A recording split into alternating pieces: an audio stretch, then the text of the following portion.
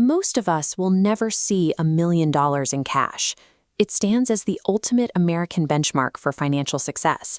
But that stack of paper doesn't have a fixed value.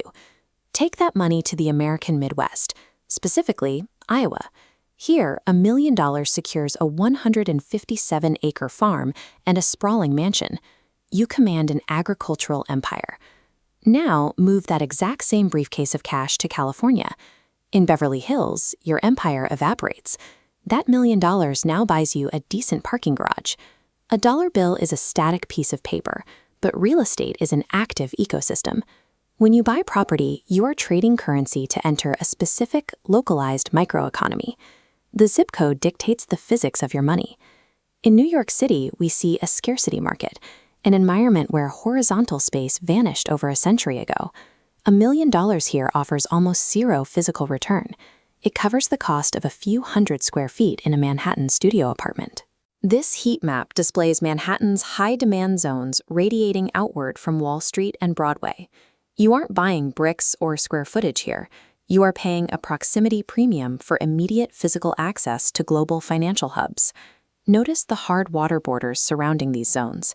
The island geography strictly caps the supply of land, meaning prices are mathematically forced upward by demand, regardless of the building's physical quality.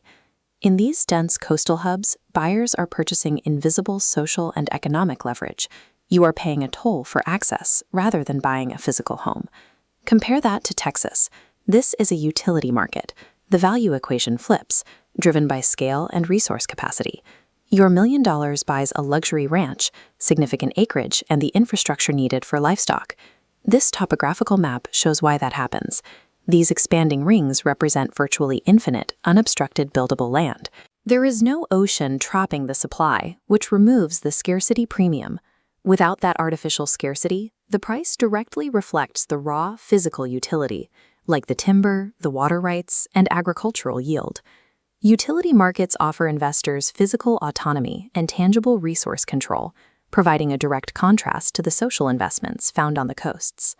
There is a specific geographic zone that breaks the established rules of the previous two markets. On the Mississippi Gulf Coast, your $1 million secures a massive oceanfront beach house sitting directly on the sand. This is geographic arbitrage. It involves targeting regions with low historical prestige that still offer high physical utility. You acquire billionaire-tier coastal views for the same price as that single parking garage in Beverly Hills. By finding the point where utility pricing meets coastal features, investors can bypass the premium fees of traditional luxury markets. This diagram visualizes the United States as a rigid patchwork of distinct, disconnected microeconomies. Every investor must decide whether their capital should buy proximity to power or raw physical space. Elite investors strategically move capital across these borders.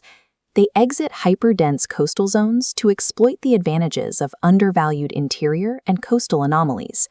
Raw capital is entirely subservient to the coordinates where it is deployed.